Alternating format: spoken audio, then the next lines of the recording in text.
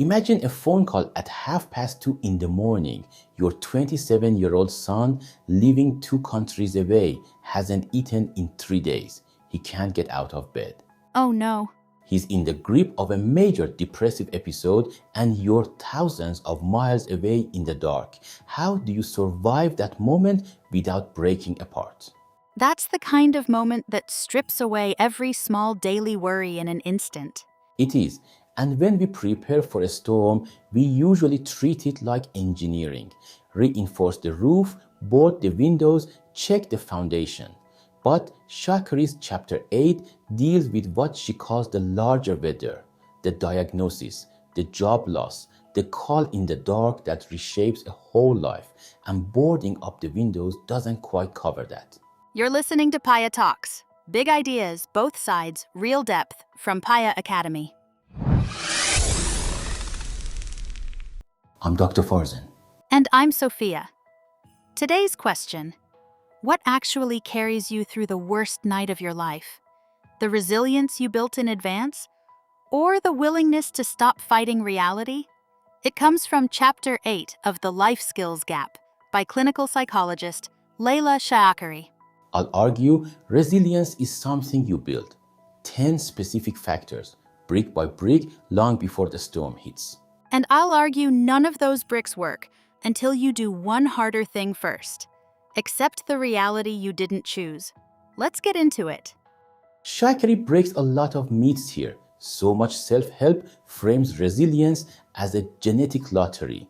You're either born tough or you're not. Or as a checklist of cute habits. Drink more water. Keep a gratitude journal. Which isn't going to save you at 2:30 in the morning. No. She leans on Southwick and Charney, who studied people who survived extremes, prisoners of war, special forces instructors, trauma survivors. They found resilience is a constellation of 10 learnable factors, not a personality trait, a set of capacities you can build. Take Teresa, the mother who got that call. She survives not because of some magical inner peace, but because she leans on a subset of those factors. Her moral compass. She knows in her bones she's the kind of person who shows up for her son. Her social support. She mobilizes her husband, her sister, her friends. And her physical fitness, she'd walked for 30 years, and that gave her nervous system a baseline that kept it from collapsing. And I'm not against the 10 factors. They're genuinely useful. But Shakari makes one thing explicit. Without acceptance, none of those tools actually work when the storm hits. She grounds it in acceptance and commitment therapy. And I want to be precise, because acceptance gets badly misunderstood. It's not resignation, it's not passivity, and it is absolutely not approving of the terrible thing.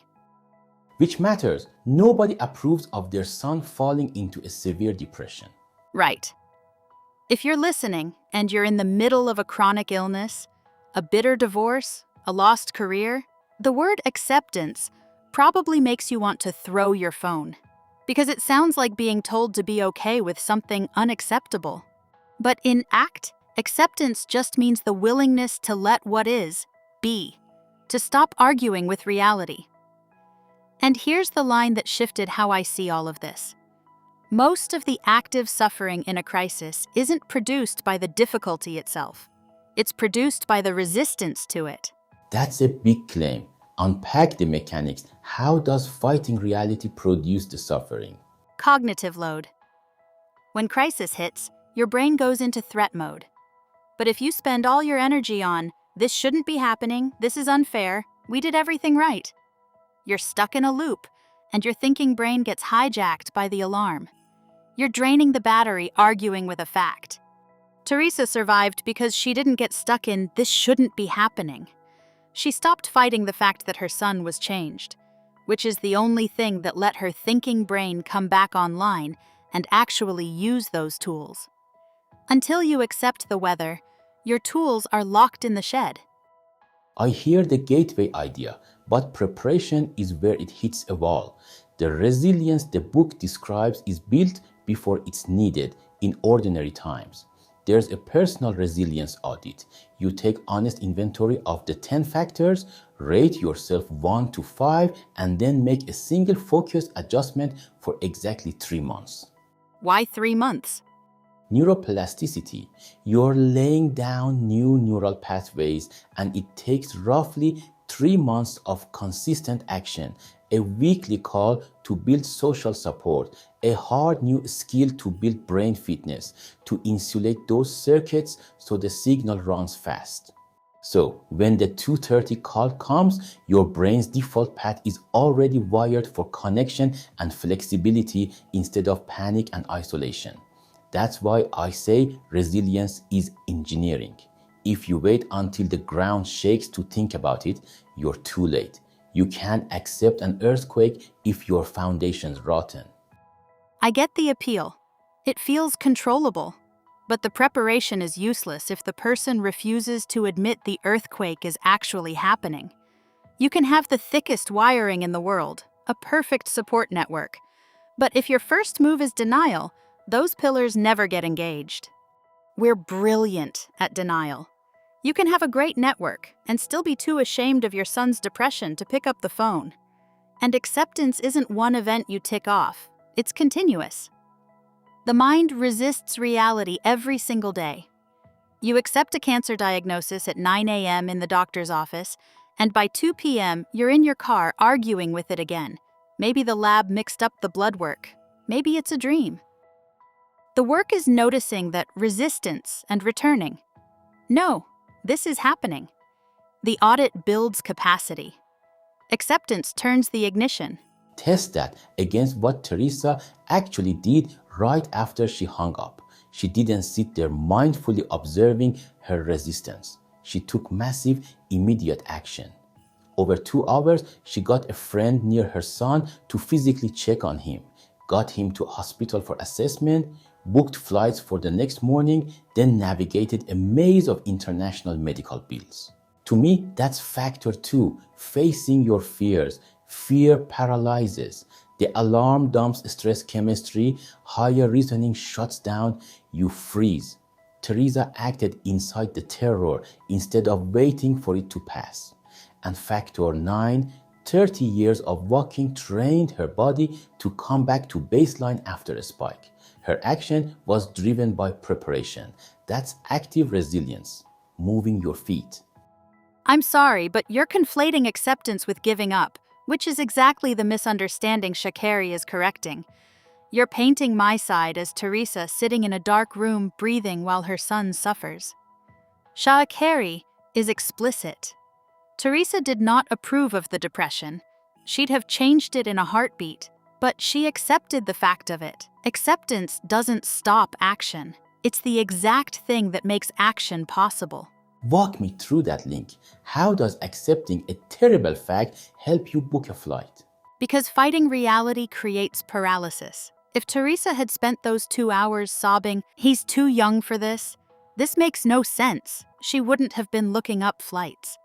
Accepting the terrifying reality, my son is gravely ill and might not survive the night, immediately shifts the brain out of the agonizing "why is this happening" loop and into what needs to be done right now. And look at Maria.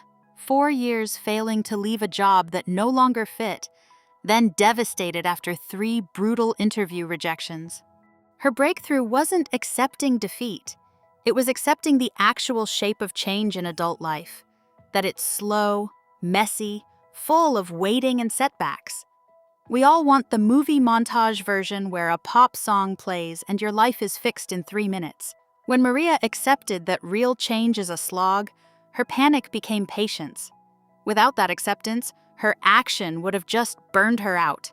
She'd have quit after interview 4. But follow the timeline past the emergency. The frantic flights, the interviews, into the aftermath, and the building becomes undeniable. Factor 10, meaning, purpose, growth. Sha'Carri draws on Tedeschi and Calhoun's work on post-traumatic growth. The finding that people don't just recover to their old baseline after trauma. Some are fundamentally expanded by it. Deeper appreciation, clearer priorities, a stronger sense of their own strengths. But, and this is the architecture, that growth doesn't happen by accident, and it doesn't come from passively accepting the facts. It comes from actively making meaning, asking the hard questions once the danger's passed. What is this teaching me about my limits? What kind of person am I becoming through this? You're taking the bricks of the destroyed house and choosing to build a different shelter. And we need real caution here, because Shakeri issues a direct warning against the cruel, toxic version of this. The everything happens for a reason. Trauma is a gift in disguise framing. That's dangerous. Growth is not guaranteed. Sometimes terrible things are just terrible, and some difficulties produce nothing but scars. Pushing someone who's actively suffering to find the hidden good causes real harm. I agree completely with that caution. In the first months, even the first year, you're mostly just surviving. The thinking brain isn't ready for meaning while the nervous system is still in fight or flight. And look at the conditions Shakari says growth actually needs. They support my side. The first is time. The nervous system needs immense time to feel safe again. The second, and this is the crux, is the willingness to let the original life be different from the new one. You can't go back to who you were before the call. People who try to glue the shattered vase back to look identical grow the least.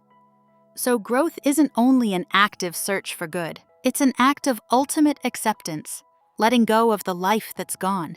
You have to mourn the death of the before. That mourning is essential, and even in it, there's building.